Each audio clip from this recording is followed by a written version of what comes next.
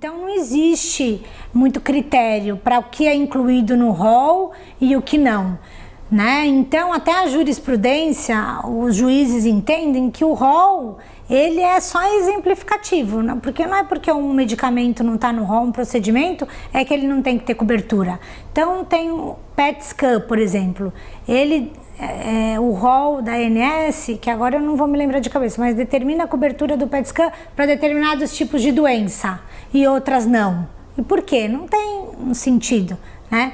Então o rol, a gente nunca sabe o que vem de lá. Quimioterapia via oral, tem determinados medicamentos que estão e outros não, né? Que não tem cobertura obrigatória. Mas por que esses outros não estão, né, no rol? Então, e ele é atualizado de tempos em tempos, 2 em 2 anos, já ficou 3 anos. A gente nunca sabe quando vem um rol novo ou não, né? E muitas vezes aparecem medicamentos novos, produtos novos, e aí você tem que esperar a inclusão ou não no próximo rol, né? Então, para mim, a lei é suficiente. Você tem que cobrir todas as doenças que estão no Código Internacional de Doenças, né? Então, se tem uma doença lá classificada, existe um tratamento já autorizado pela Anvisa para ser disponibilizado no Brasil, não tem necessidade de ter rol da ANS. Se tem bula, né? Se o remédio já é comercializado, por que tem que estar incluído no rol, né? Então, aí já tem cobertura obrigatória.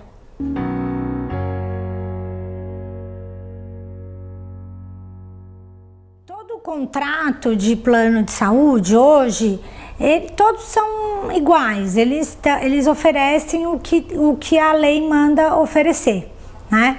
Se está no rol da ANS, a operadora dá cobertura, não tem por que não dar cobertura se está no rol, né? Ela tem que ter uma justificativa, porque também se ela negar uma cobertura obrigatória, ela pode sofrer multa, ela é penalizada pela ANS.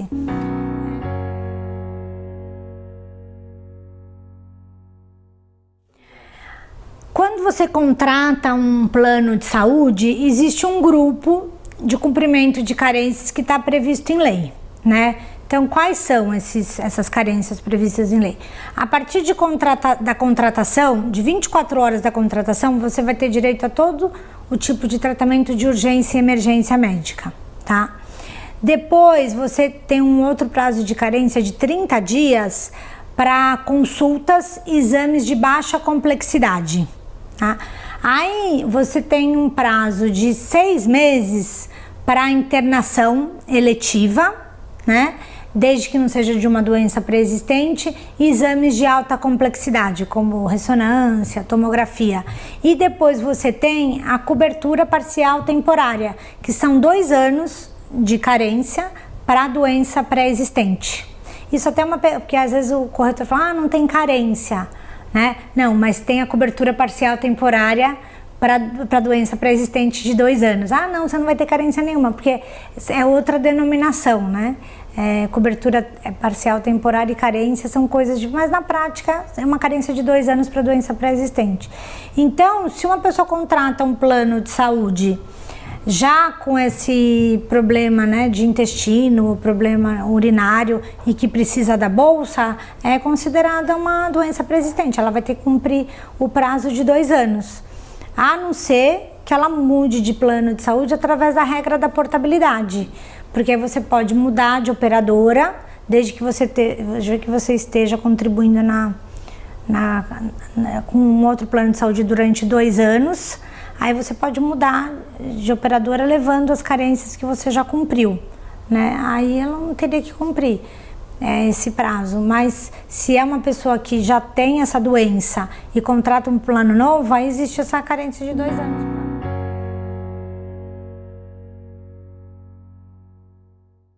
A resolução 325 da ANS prevê que todo paciente que tem o fluxo ou trânsito intestinal interrompido por alguma doença ou fluxo urinário também interrompido por qualquer tipo de doença, seja uma condição passageira ou definitiva, tem direito à entrega desses materiais. São vários insumos previstos na resolução da ANS e cada um deles tem a quantidade determinada pela resolução que deve ser entregue por mês. Mas, sob o meu ponto de vista e de acordo com a legislação de defesa do consumidor, a interpretação não pode ser restritiva à quantidade de insumos previstos na resolução. Isso depende do médico do paciente. Ele que vai determinar a quantidade que o paciente precisa para viver bem e confortável. Isso tudo deve ser justificado no relatório médico. Além disso, o médico deve indicar 3 tipos de fabricante de material para que a operadora possa cotar e fornecer um dos 3. A forma como vai ser disponibilizado esse material mensalmente vai depender do tipo de contrato do consumidor, do paciente. Então, se é um contrato que não prevê reembolso, só atendimento numa rede própria ou credenciada, aí a operadora vai disponibilizar um lugar para ele retirar ou pode entregar os insumos todo mês na casa do paciente. Isso depende da rede de atendimento de cada empresa. Tem que ser fornecido, ponto. Como? Aí cada um pode ver a melhor forma.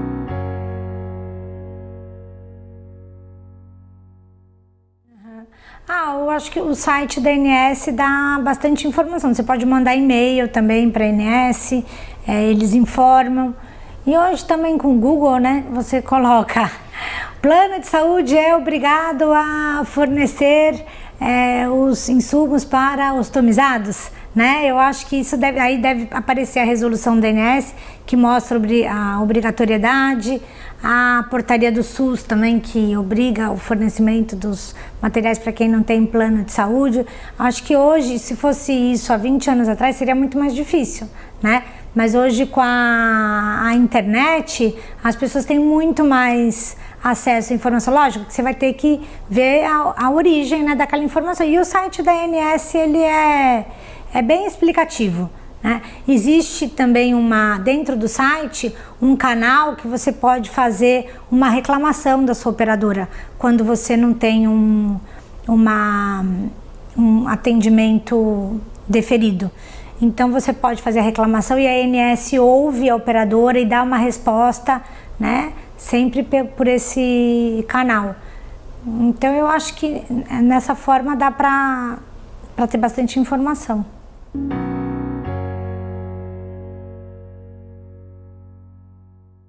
Vai ter que protocolar esse pedido e esperar o prazo previsto para a operadora. Se ela não entregar no prazo, ele pode fazer uma reclamação no site da ANS, pode abrir uma NIP no site da ANS, que aí a operadora vai ser intimada pela ANS a responder essa reclamação, e se não resolver na esfera administrativa dentro da ANS, aí ele vai poder mover uma ação judicial para obrigar a operadora a fornecer esse material que ele precisa para sobreviver,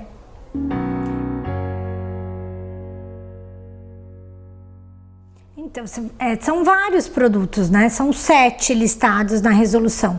E para cada produto tem uma quantidade definida.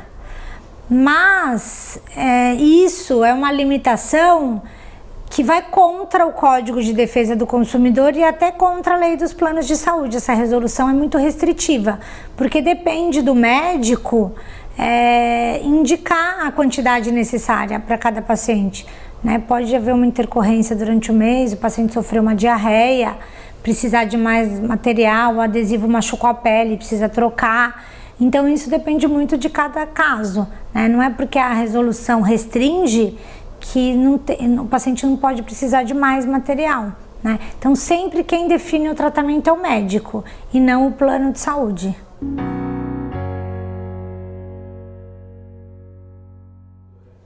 Ela pode fazer uma reclamação no site da ANS, e tentar uma resolução assim de forma administrativa, e se ela não conseguir, ela pode procurar um juizado de pequenas causas, que você não precisa ir acompanhada nem de advogado, o próprio paciente pode sozinho fazer a reclamação e pode pedir uma liminar para o juiz obrigando a operadora de saúde a fornecer o material que ela precisa.